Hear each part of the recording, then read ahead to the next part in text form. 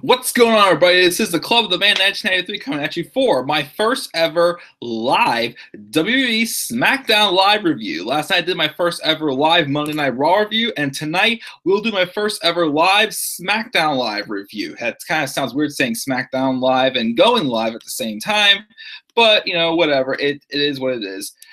As you see, I'm wearing blue. I wore blue to work today, and I gotta say, you know, a lot of people were really worried about this episode of SmackDown Live, especially after what we got from Battleground last night. I mean, 2 nights ago, and people saying how SmackDown Live has really dipped in quality since Superstar Shakeup, and I can agree. Which, to my honest opinion, it dipped a little bit, but it really dipped in the build to Battleground. But with the show tonight, you know, it wasn't perfect. It wasn't as good as Raw, in my opinion, but it was still a decent show. We had some ups, we had some downs, some things I liked, some things I didn't like, some things I know people did not like at all. But I think we got a pretty decent show, and SmackDown could be back on track. Again, like, you know, the biggest dip in quality recently could have possibly been because of the build to Battleground. But hopefully we're back on track, getting ready for SummerSlam. We had some decent matches. Then we had a couple of announcements for next week. So without further, get right to it. SmackDown Live, which took place from Richmond, Virginia tonight. Now, we started off with Kevin Owens, the new United States champion, the new face of America. And funny thing was, I was expecting Jinder Mahal to start off SmackDown Live tonight, but Kevin Owens did. It's funny because you feel, okay, if they were saving, Kevin Owens to start and Jinder Mahal for, like, you know, at like the top of the 9 o'clock hour, you'd think that, you know, are they being realistic enough in saying, oh, maybe the United States Championship is more prestige right now than the WWE Championship. But Kevin Owens comes out basically saying that the United States Championship is back in the rightful place with the new face of America. And he's teasing the start of a U.S. Open Challenge, which starts, we think about saying now, he said, next week. He's like, I'm not betting tonight, blah, blah, blah. So then AJ Styles comes out, pretty much just demanding his rematch.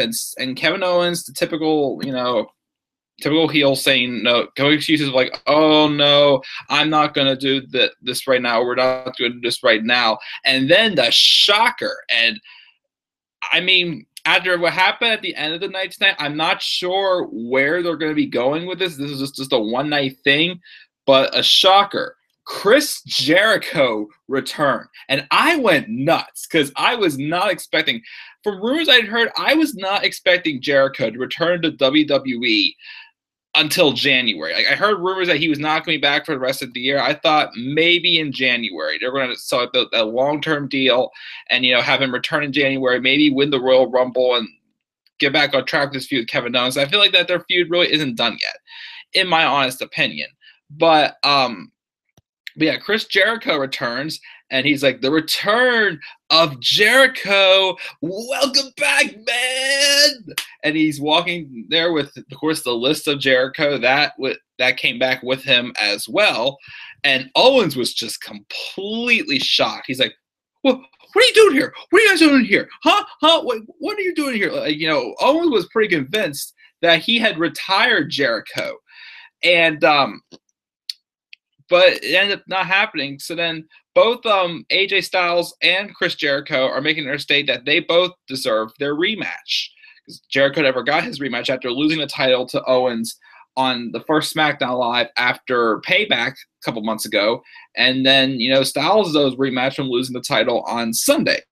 So Owens is like, no, we're not doing this, you know, goodbye. And then, of course, Chris Jericho puts AJ Styles on the list of Jericho, which... here's my list right here. He puts him on the list of Jericho for stepping in Chris Jericho's, cutting Jericho in line for his rematch for the United States Championship. At first, he's saying, oh, because AJ Styles like, you're going to put me on the list, aren't you? He says, oh, no. He says, well, he's talking a story about a guy saw at the grocery store to cut him in line that he said, oh no, I punched him in the face, but you just made the list. So we got a you just made the list moments tonight. And unfortunately it had to be from AJ Styles, but That's cool. So Owens is trying to walk away, and then Shane McMahon's music hits, and he comes out, and we're thinking maybe he's going to announce a triple threat for the United States Championship for SummerSlam. But he says this match is too big it's big, but it's too long to wait till WrestleMania, not until SummerSlam. We're going to have a triple threat for match for the United States Championship tonight. And I'm like, boom, yes, that's how we're going to have a SmackDown main event, not just another tag team match. We are having a triple threat match for the United States Championship. You know, they're saying, oh, this is probably the biggest main event in SmackDown Live history. I don't know if I'd say it was the biggest one, but I'd say it was one of the better main events in SmackDown Live we've had since the draft last year. I would say either, what was I thinking? I had two matches in mind. The triple threat match between Bray Wyatt, John Cena, and AJ Styles. That's definitely one of them. There's one more I had on my mind, but I can't remember what it was. And maybe the championship match between AJ Styles, Dolph Ziggler, and Baron Corbin, possibly. Or even Dean Ambrose and John Cena went when Dean Ambrose beat John Cena clean, surprisingly. But yeah, so that was set before the main event tonight. Again, really surprised Chris Jericho returned. I expect him to be back. Like, is he going to be back for a long term, or is this for one night? Or are they just trying to kiss up after the blunder of Battleground? I don't know. We'll have to wait and see. We then got the rematch between Shinsuke Nakamura and Baron Corbin from Sunday night. As again, Sunday night's match was all right, but it fell a little flat. But I was all right with Corbin attacking Nakamura afterwards. With the end, he's pretty much saying, I don't need this match. I got this. I can be a champion whenever I want. It makes sense. And then they had a lot better match tonight. Nakamura felt a little bit more, legit, because here's the problem I've been having with Nakamura so far on the main roster.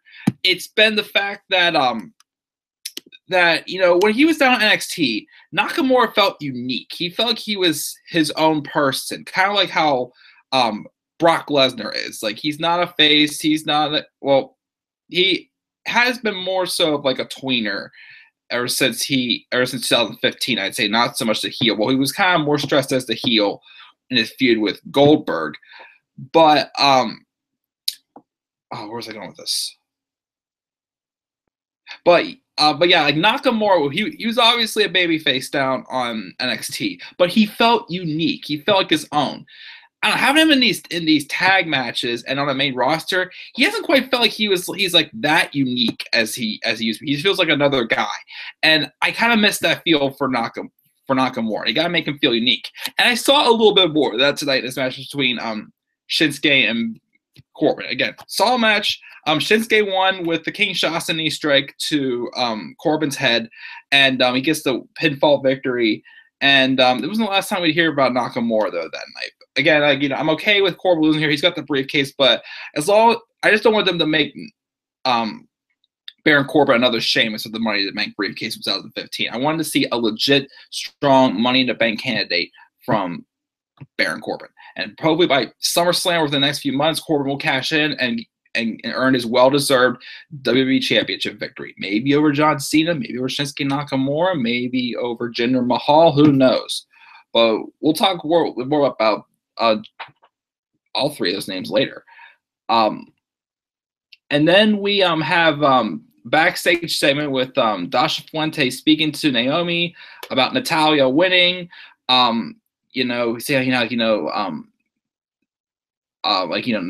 Natalya is tough as nails, but she's still gonna beat her at SummerSlam. Natalya interrupts the interview and says, Dasha, let's take care of this. And Natalya says that Naomi disgusts her, and she's going to take the title and restore honor back to the women's division, since she's picking on Naomi for making the title into like some type of like a toy with the glow feel, which I like it. It's different, the glow of the design of the SmackDown Women's Championship. I'm fine with it, and I like how Natalya is here making fun of it, saying, oh, this is a toy, it's a typical babyface as a champion, but then there's Natalya, who, again, I'm completely fine with Natalya being number one contender. I wasn't expecting anybody too big to win. I actually had a little bit of a bad feeling that Tamina was going to win the number one contendership on Sunday, but it ended up being Natalya. I thought it would be Tamina because of this whole alliance with her and Lana going on. But Natalya won, and like Chris Jericho, like I'm completely fine with Natalya getting a title shot, any title. She's that type of heel that was built up, like okay, she can get a win at a good time, but she does a good job still putting over talent. And I think this feud with Natalya and Naomi going to SummerSlam will be a solid match. But I think also it's going to, it's a good feud till Carmella cashes in, who she actually came up to Naomi after Natalya walked away. Just again, a reminder, hey, I'm still here, so just so you know, I'm around. Pretty much that thing. So, I mean, good stuff here between these two. The only thing I thought that was a little bit odd was the fact that Natalya praised the Hart family. And didn't a few months ago, Natalya kept saying she doesn't have an Uncle Bret, the Hitman Hart anymore. She pretty much like dissed on him a little bit. A little inconsistency there, but, bygones speak of bygones. Let's just move on. It's not that big of a deal. And then we have a tag team match between Charlotte Flair and Becky Lynch against Lana and Tamina, and I didn't really care too much for this match. I mean, to me, it didn't really mean too much, other than the fact after the match, Lana tagged herself in, and she took the loss. I have two little gripes I wanted to talk about this. This is my first SmackDown live review. My viewers still trying to get to know me.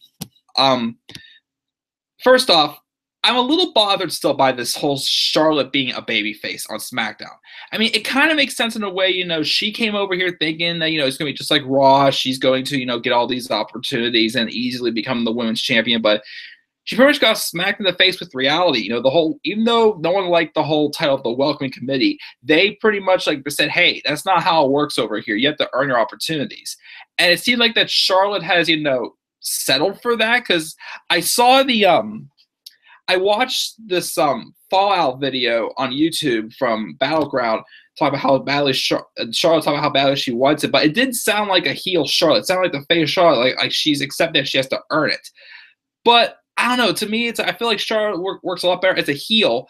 But I mean, this transition into her into a babyface role has gotten better. I'll give it that.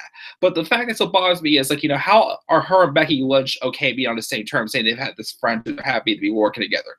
They have the story whenever Charlotte stabbed Becky in the back. Whenever they had tension between them towards the end of 2015 and 2016, that's what started Charlotte's heel turn. But it's just like Roman Reigns, Seth Rollins. They're trying to let bygones be bygones. So I mean, it doesn't quite make sense. But whatever. This match wasn't anything too special.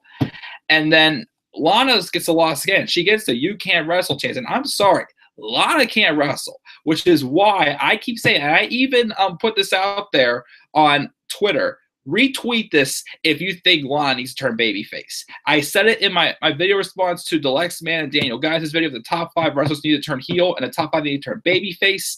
Lana is one of them.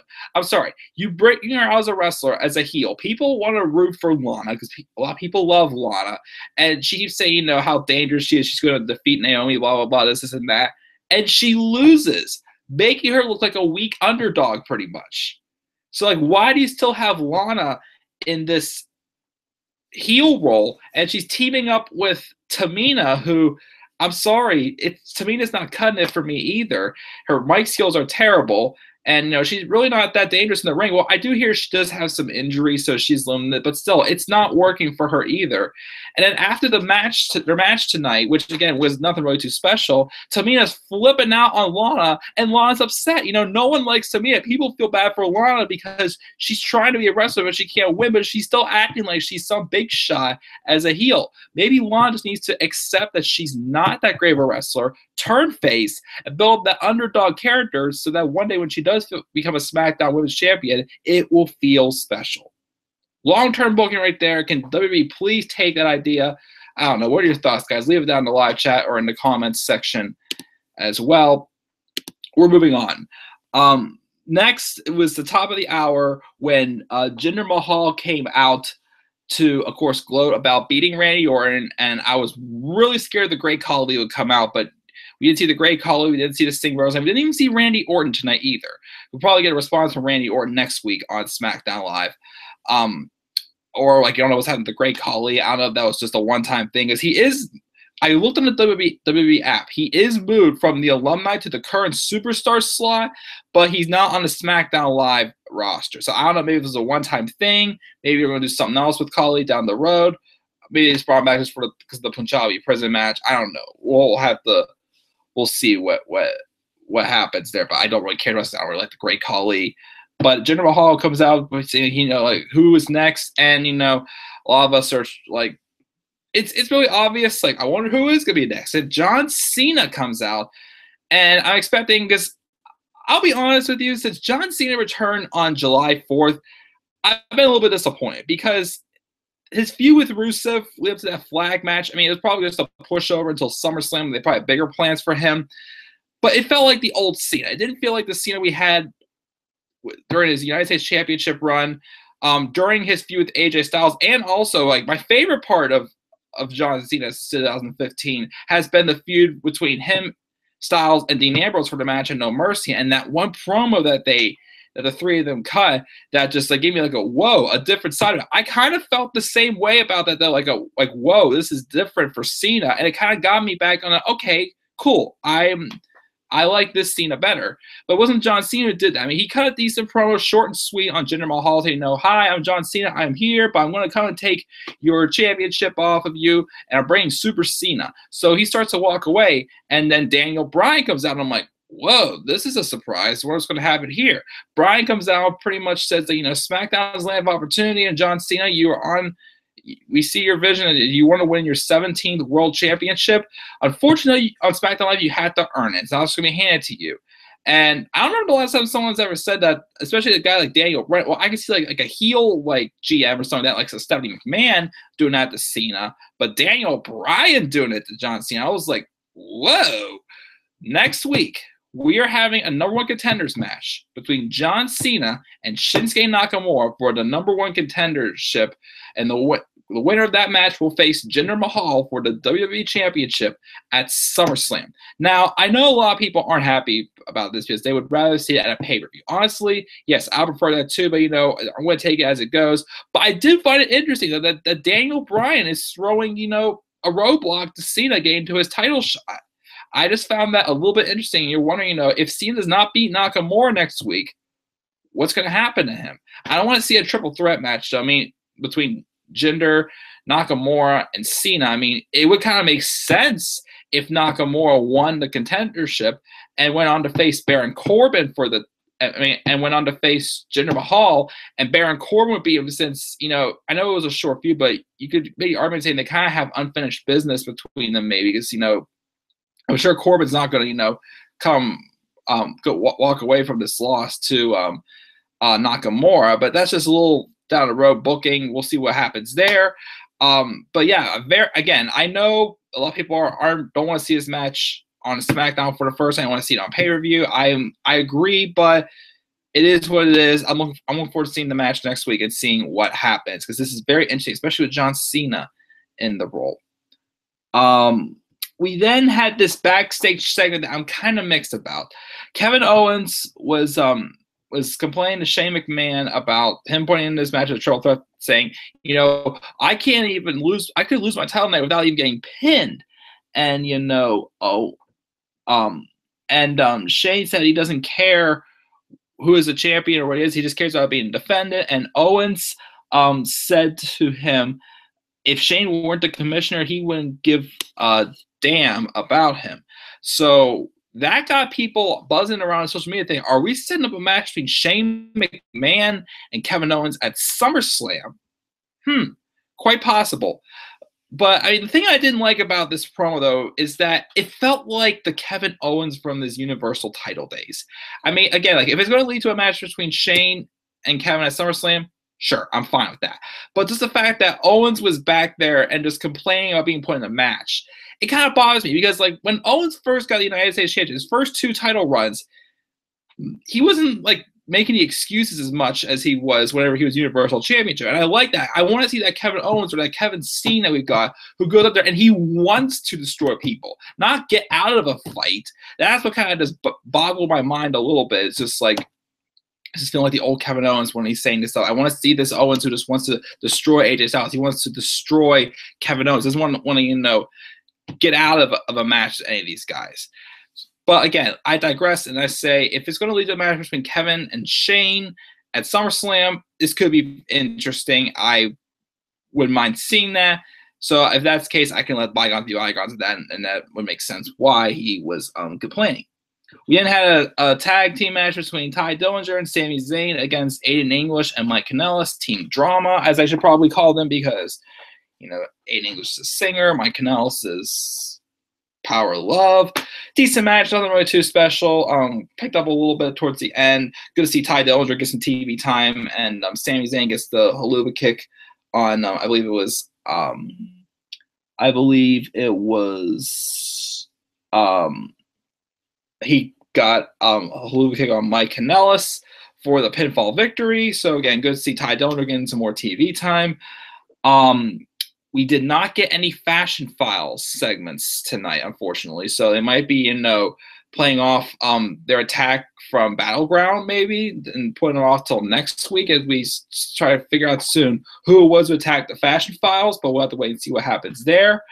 We then the New Day were about to come out and pretty much just, address, their SmackDown Live Tag Team title win, because actually, I gotta do this. They are now your new SmackDown Live WWE World Tag Team Champions. I had to get that out there and do it. But they're about to come out, and you hear their normal thing about to announce the. And I never saw this before. This was kind of new, and I liked it. And like, oh, Richmond, don't you dare! And then, whoa. So that's when we knew that the New Day was getting attacked, and they got attacked by a team that said last night, and taking back a step forward, talking about people who just want to beat the crap out of people and not walk away from a fight. The Usos attacked the New Day. I'm like, yes, this is what heels should be like, coming back to them.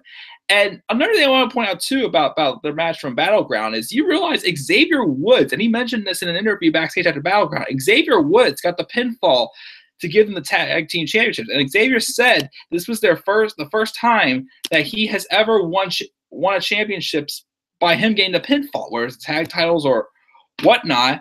And also Big E wasn't in the match either, so that was quite interesting to see. But yeah, that was quite interesting to see as well. But yeah, I did like this beatdown, and it looks like we're probably going to focus on just these two tag teams having a match at SummerSlam. Which, if it's just these two, I thought we could maybe get a fatal four-way with the Fashion Police and maybe like heel Hype Brothers or something. Who knows at this point now? But I like to see if it's just New Day and Usos. I'm fine with some type of stipulation. Maybe I'm not sure what yet. I think it'd be good, especially since the SmackDown Tag Team Championship division has not felt that big when it comes to pay-per-view since the brand split. They weren't on WrestleMania. So I think that this can hopefully, give more prestige to the SmackDown tag titles with the third match between New Day and the Usos, who we'll have to see going forward. But I look forward to seeing that, and I enjoy this beatdown. And then we get to, first, before we get to the main event, Renee Young asked Shinsuke Nakamura about his match with John Cena next week, and also Nakamura said next week, John Cena, he can't see me, which means I'll see Jinder Mahal at SummerSlam. So pretty much short and sweet. I'm beating Cena. None of this respect Cena. I'm going through Cena into the WWE Championship. Boom, let's go. And then we get their main event, which is a United States Championship triple threat. It was a good match. I really enjoyed this triple threat match. Had a couple good near falls. Chris Jericho hitting the code breaker on Styles. Styles kicked out of that. Jericho also kicked out of the pop-up powerbomb, which I was really surprised there. And Owens, like the story told us something like Owens was like, what? Like, how did I not get him there? I remember there was also a good spot where Jericho did like a in the air enziguri on AJ Styles, which looked pretty sick. But then the match ended whenever after Owens did the pop-up powerbomb on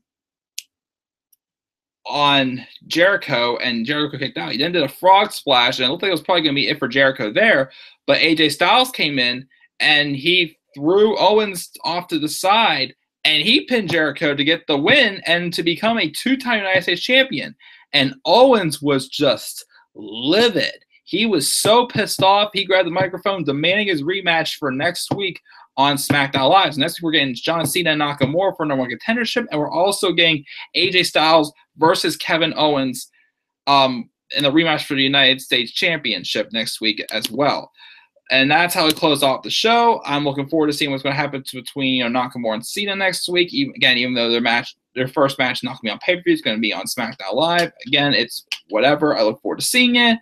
And then, despite, me saying earlier how I didn't like the Owens really being in that, complaining stage again, like he used to be with the Universal title, I still, thought his match in this triple threat match was good, and it made sense also. Owens should be pissed off because he didn't lose the title.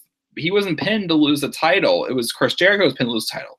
But this will make me wonder also, is Owens going to be facing Shane at WrestleMania, at SummerSlam, or is he going to fight Jericho and finish off their rivalry? Because they technically do have unfinished business they have against each other, pretty much saying. Or is this only a one-night thing? Jericho's being here just for one night because of the terrible show of Battleground the other night on don't want to go there. But yeah, we'll have to wait and see what happens. I mean, again, despite the downfall of SmackDown recently and the terrible episode pay-per-view of Battleground, SmackDown was a pretty solid show tonight, and and going to the main event, I thought it was a solid show, nothing really too spectacular. But that main event, despite the outcome, a little bit strange of the whole hot potato thing going back and forth, going